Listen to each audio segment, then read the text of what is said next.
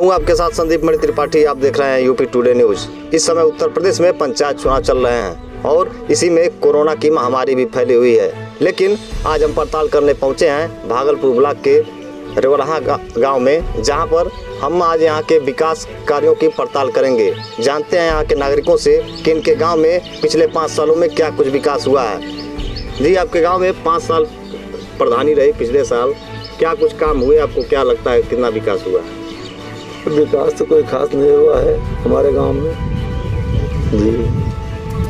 तो यहाँ पे जैसे सड़क की व्यवस्था, नाली की व्यवस्था या मनरेगा से जुड़ी योजनाएं हैं, क्या विकास कार्यों का जायजा ले रहे हैं? हमारे साथ मौजूद हैं इस गांव के प्रधान पद के प्रत्याशी हैं। आइए इनसे बात करते हैं कि क्या इनके गांव में 5 साल में क्या विकास हुआ, क्या योजनाएं धरातल पर लाई गई। जी देखिए, हमारे बमनौली ग्राम सभा का जो बमनौली क्षत्रिय ग्राम सभा है, उसमें पेपर पे तो सब योजना है, लेकिन जैसे कुछ लोग हैं मनरेगा ही जैसे मनरेगा भी सबको पैसा मिला नहीं है। आया है पैसा, लेकिन लोग बोलते हैं कि हमको मिला नहीं है। और बहुत लोग ऐसे हैं जो उसमें उन लोगों को मतलब आर्थिक स्थिति से कमज़ोर है, लेकिन उनका नाम नहीं है। वैसे ही कॉलोनी है, कॉलोनी में भी बहुत लोग ऐसे हैं जो कॉलोनी को पात्र हैं कॉलोनी पाने के, लेकिन कॉलोनी नहीं मिल रहा है।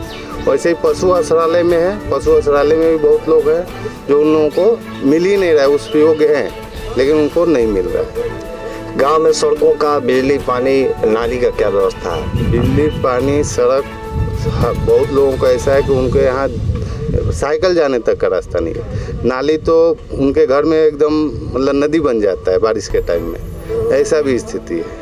लेकिन आप भी प्रधान पद के प्रत्याशी हैं। अगर आपको जनता 5 साल के लिए गांव का प्रधान बनाती है तो आप किस तरह का विकास करना चाहेंगे गांव में? मैं प्रत्येक घर में अगर देखा जाए तो 2,95,000 रुपया पर्सनली बेनिफिट आता है, जैसे मनरेगा हुआ, कॉलोनी हुआ, पशु आश्रालय के नाम पे। और दूसरा है जो हर घर के दरवाजे के लिए खरंजा रोड बनाने के लिए सरकार पैसा देती है, वो भी करवाएंगे। तीसरा नाली है, नाली के लिए हम हर किसी के घर का वो करेंगे। फिर उसके बाद स्कूल का है, लाइब्रेरी का है, विवाह मंडल का है। बहुत सारी ऐसी योजना है जो सरकार, केंद्र सरकार, राज्य सरकार दे रही है, लेकिन हम लोग जनता के पास पहुंचा भी नहीं पा रहे हैं और ना बता पाते हैं। प्रधानी के चुनाव आने के समय तरह तरह के प्रत्याशी प्रलोभन देते हैं जनता को, मीट मुर्गा। आपको क्या लगता है क्या कितना सही है? मैं तो इसमें यही बोलूँगा कि माताएं बहनें हैं हमारे। जी, अगर आप इस गांव के प्रधान बनते हैं तो फिर इस गांव में आप विकास के मुद्दों पर क्या काम करना चाहेंगे? विकास का मुद्दा तो सबसे पहले अगर देखा जाए तो अगर किसी एक आदमी का भी घर का विकास नहीं होता है, उससे पूरे गांव का असर पड़ता है। गांव पे असर पड़ा मतलब जिला पे भी असर पड़ा, जिला से राज्य, राज्य से देश तक का असर पड़ता है। तो मेरा मकसद यही है कि जो सरकार जनता के लिए पैसा भेज रही है वो सभी के यहाँ पहुँचे। उसमें 1 रुपया ना प्रधान का होता है, ना सेक्रेटरी होता है, ना किसी और का होता है। प्रधान के लिए भी सर्विस देती है, पैसा देती है सरकार, उसका अलग है। लेकिन यहाँ पे बोला जाता है अगर मनरेगा है तो मनरेगा के नाम पर पैसा आपके खाते में डाला गया, तो बोला जाता है मैं दूसरे के खाता का पैसा आपके खाते में डाला, जबकि वो ऐसे बहुत लोगों के साथ होता है, बहुत लोग मुझे बताए। अब मेरा मकसद इसीलिए आया हूँ चुनाव में। मैं भी मुंबई रहता था, मेरा मकसद नहीं था यहाँ आने के लिए। मैं यहाँ पे जो प्रत्याशी हैं उन लोगों को भी बताया कि आप इस विषय को उठाइए, इसको जनता तक, सभी तक पहुँचाइए।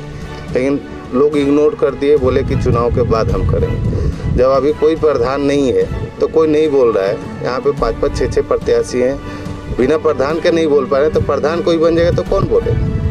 जातिवादी मुद्दे पर भी कुछ लोग खींचते हैं जनता को। आप क्या करें? यहाँ पे जातिवाद का बहुत है और ये भी है कि भाई ये पंडित है तो पंडित के नाम पे दो, ये बाबू साहब है तो बाबू साहब के नाम पे दो, मतलब या कोई भी जात है कि इस जात के नाम पे दो, जबकि ऐसा नहीं होना चाहिए। सरकार जाति और धर्म देखकर नहीं पैसा देती है, सरकार जनता के नाम पे और जनता के लोगों के लिए। मैं वही पहुंचाना चाहता हूं, हर एक तरह का व्यवस्था, मनरेगा से पैसा पाना, कॉलोनी से पैसा पाना, पशु आश्रालय से पैसा पाना, रोड हर घर, नाली हर सभी का निकास हो, प्लस हमारे जितने बच्चे हैं उनके लिए कुछ ग्राउंड ये भी एक भी नहीं है किसी ग्राम सभा में। विवाह मंडल होता है वो भी नहीं है। हम अपने इस ग्राम सभा को इंटरनेशनल लेवल पर ले जाना चाहते हैं, इसीलिए मैं इसमें आया हूँ। रोड नाली कोई बड़ी बात नहीं है, ये कोई भी प्रधान कर सकता है, लेकिन यहाँ पे दिखाया जाता है कि मेरे अलावा और कोई नहीं कर सकता है। मैं भी फर्स्ट टाइम इस चुनाव में आया हूँ, मेरे घर से भी कोई नहीं उठा है। यहाँ पे लोग 20-20 साल 25-25 साल प्रधान रहे हैं, लेकिन फिर भी ये मुद्दा हल नहीं किया। मैं ये मुद्दा लेकर आया हूँ। मैं न तो पैसा देकर किसी से वोट मांगूंगा, न पंडित के नाम पे मैं वोट मांगूंगा, न मुर्गा के नाम पे, न दारू के नाम पे। अगर किसी को फैक्ट लगता है तो इस नाम पे वोट देंगे और मुझे जिता कर अपना और दूसरे का भी हक दिलवाएंगे।